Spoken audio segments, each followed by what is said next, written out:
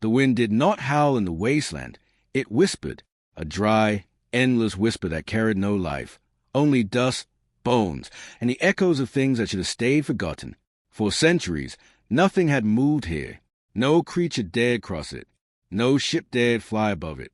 Even the stars seemed to dim when seen from this cursed stretch of, because something was buried beneath it, something that refused to die. At first, it was just a crack, a thin, jagged line splitting the endless desert floor, so small, so quiet, it went unnoticed by the universe itself. Then the ground trembled, not violently, not like an explosion, but slowly, like something ancient shifting in its sleep. Far below beneath layers of stone that had hardened over ages, something inhaled, a sound so deep, so heavy, it did not echo. It consumed the silence. Its body was no longer what it once was. Scales that had once reflected starlight were now shattered and dull, each one split like dried after drought. Massive wings lay folded, broken in places that had never healed. Its claws, once capable of tearing through planets, were buried unmoving, like the ruins of a forgotten god. And its eyes, they opened, slowly, painfully, burning. It had no memory of time anymore, only fragments. Worlds turned to ash. Civilization screaming beneath as fire rained from above. Armies that once stood fearless, reduced to shadows in a single breath. It had been unstoppable, eternal, immortal. So why did it feel like this? Its throat burned. No, burning was too gentle a word. It felt as if its very existence was being scraped away from the inside. Every breath was agony, every movement unbearable. Not hunger, not wounds. Something worse, something it had never known before. Thirst. For the first time in 1,000 years, the dragon tried to move. Its massive body trembled as it forced a single claw upward. Stone cracked. Dust exploded into the air. But the movement stopped. Its strength was gone. Not fading. Gone. The great beast, destroyer of worlds, lay trapped beneath a desert it could no longer escape. And for the first time since its creation, it was afraid. Its jaw slowly opened. No fire came out. No roar. Only a dry, broken sound, barely louder than the whispering wind above. A sound that had never left its mouth before. A plea. Water. The immortal dragon was dying. No one crossed the wasteland.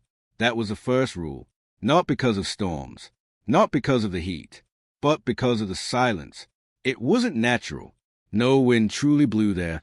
Only a hollow whisper that never changed, never stopped, like the land itself was holding its breath. People said the desert was watching, and anything that entered never came back. So when the girl stepped onto the universe noticed, she didn't look like a survivor. No armor, no weapons, no escort, just a simple, worn jacket covered in dust and a small metal flask hanging from her side. Her was slow, but steady, not cautious, not afraid, which made no sense. Above her, the sky stretched wide and empty, pale and endless. No ships crossed it. No shadows passed overhead. Even the sun felt distant, cold, like it refused to fully touch this place. And yet, she kept walking. The deeper she went, the quieter it became, until even the whisper of the wind faded. Then, crack! She stopped. The sound was soft, but in a land of absolute silence. It felt deafening. Her eyes lowered to the ground. At first, there was nothing, just endless sand. Then she saw it, a thin fracture running beneath her feet, jagged, unnatural, stretching forward like a scar carved into the desert itself. Another step. The crack widened. Far below, something shifted. The girl didn't run, didn't panic. Instead, she tilted her head slightly, as if listening. And then she heard it, not with her ears, but deeper than that, a sound that didn't belong in the world above. A slow breath, water. The word wasn't spoken. It pressed into her mind, dry, broken, desperate.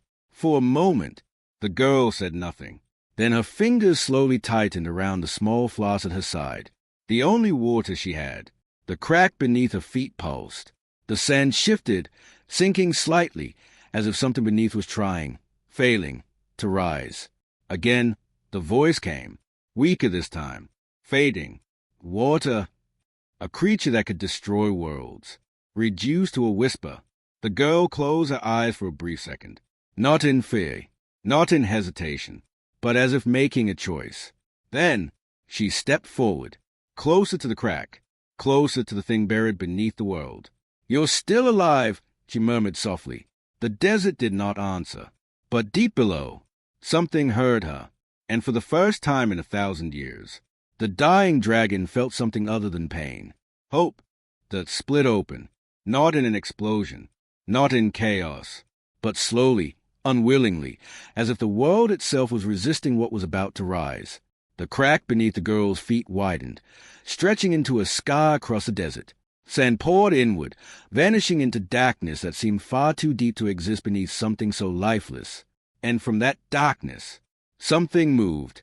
At first, it was only a shadow, massive, shifting, wrong. Then came the sound, a breath. It rolled upward like distant thunder, heavy and ancient, carrying a weight that made the air itself feel thick, difficult to breathe. The girl didn't step back, didn't run, but for the first time, her began to beat faster. A shape emerged. Broken horns, jagged and worn down by time, forced their way through the fragments of scales followed, cracked, dull, barely holding together. The creature's head rose only slightly, as if even lifting it was too much. It didn't look like a god anymore. It looked like something that had already died.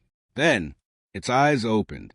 Two burning abysses, not bright, not powerful, but dim, flickering, like stars on the verge of.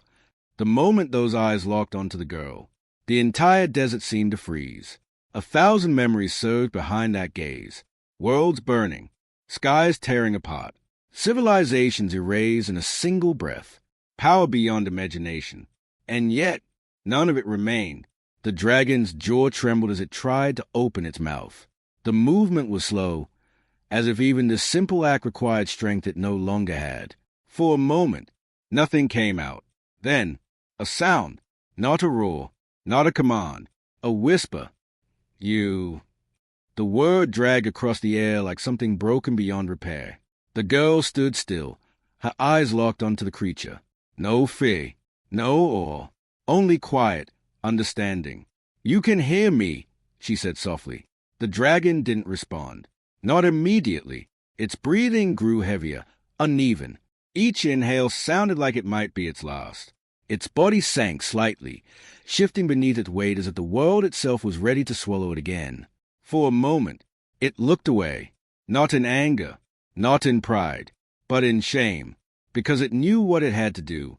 The creature that had never bowed, the being that had never begged, the immortal force that had reduced entire galaxies to silence, was out of time. Slowly, painfully, its head lowered. Not fully. It didn't have the strength, but enough to show submission. The air trembled, not from power, but from something far more fragile. Water. The word came out weaker this time, cracking, fading. The girl didn't move, didn't answer, so the dragon tried again. Its voice pressed into her mind, no longer vast, no longer overwhelming, just desperate. "Please." The desert went completely still, because that word had never been spoken by something like this. Not in 1,000 years. Not ever. A god was begging, and it was begging a human. The desert held its breath. Nothing moved, nothing whispered. Even the endless wind was gone. The girl stood at the edge of the inner, staring into the fading eyes of something that had once ruled existence itself. A god, reduced to a single word. "Please." Her fingers rested on the small metal flask at her side, the only water she had. For a moment, she didn't move, not because she was afraid, but because she understood. This wasn't just a creature asking for help. This was something ancient, something dangerous, something that, if it regained even a fraction of its former strength, could burn entire worlds again. She knew that, and still, she slowly reached for the flask. The faint sound of its shifting broke the silence like thunder. The dragon's eyes flickered, not with power, but with something far more fragile. Hope. The girl pulled the flask free and held it in her hand. It was small, insignificant, A single-person supply in a dead world that offered nothing, against a being that could once drink oceans dry. "Is this enough?" she whispered. The dragon didn't answer. It couldn't. Its breathing had become shallow, uneven, each inhale weaker than the last. Time was running out. The girl stepped closer. The ground trembled faintly beneath her feet, grains of sliding into the darkness below. Heat radiated from the creature's cracked scales, but it wasn't the heat of fire. It was the heat of something, fading.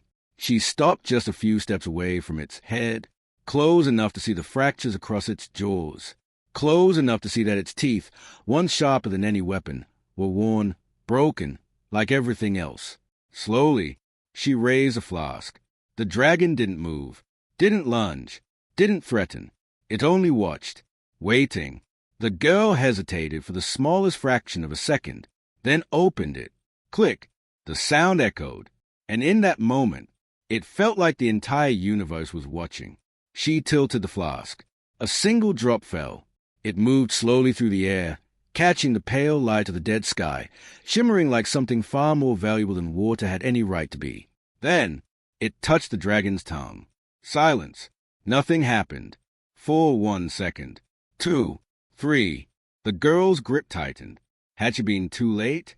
Then, the shook, not violently, but deeply, like something ancient had just been disturbed. A faint glow appeared beneath the dragon's cracked scales. At first, it was barely visible, just a flicker. Then it spread. Thin lines of light traced across its body, weaving through the fractures like molten energy returning to something long abandoned. The dragon's eyes widened, not in power, in disbelief. Its breath caught. Then, for the first time in centuries, it inhaled fully. The sound thundered across her. The air came rushing back. The wind returned. The silence shattered. And the girl didn't step back, because she could feel it. This wasn't destruction. Not yet. This was something else. Something impossible. The beginning of its return. The wind came back first, not as a whisper, but as a force. It roared across the wasteland, lifting sand into the sky, spiraling around the creature now glowing with a faint, growing light. The desert was alive again. The girl stood her ground, her clothes pulled by the other, her hair whipping across her face, but her eyes never left the dragon. Something had changed. The cracks across its body were no longer empty. They burned, softly at first, then brighter, like fire trying to remember what it once was. The dragon inhaled again, this time stronger, deeper, and the sound, it wasn't weak anymore. The tremble beneath them, not from collapse, but from awakening. Slowly, painfully, the creature began to rise. Sand cascaded off its body like waterfalls as ancient muscles, dead for centuries, forced themselves back into motion. Its wings shifted slightly, fragments breaking away as they struggled to unfold. It wasn't whole. Not yet, but it was no longer dying. The girl didn't move, didn't run, even as the dragon's head lifted high above her, casting a shadow that swallowed her whole. Those burning eyes locked onto her again, and for a moment, the world held its breath, because this was the moment everything could end. One instinct, one memory of what it used to be, and she would be gone. But it didn't happen. The dragon stared at her, long, silent. Then, slowly, it lowered its head. The movement was careful, controlled, until its form bowed before her. The desert shook, not from destruction, but from something far more impossible. Submission. The dragon's voice returned, not as a whisper, but as something deeper, still rough, still broken, but alive. I live because of you. The words carried across the wasteland, heavy with something ancient, something real. The girl said nothing. She simply held the empty flask in her hand. The dragon's gaze dropped to it, then back to her. A being that had once demanded worship, now understood something far greater. A debt. And creatures like this did not forget. Human, it said slowly, as if the word itself was unfamiliar now. What do you ask of me? The question echoed into the sky, not as a threat, as a promise. Far beyond this world, something shifted. Ancient systems long dormant flickered to life. Eyes that had watched the stars for millennia turned, focusing on a single in the void, because they felt it, the return of something that should have never risen again. But this time, it was different.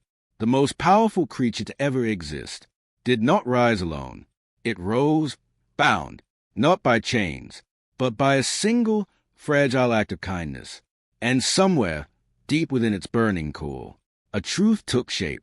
If the universe ever threatened the one who saved it, it would burn everything to protect her,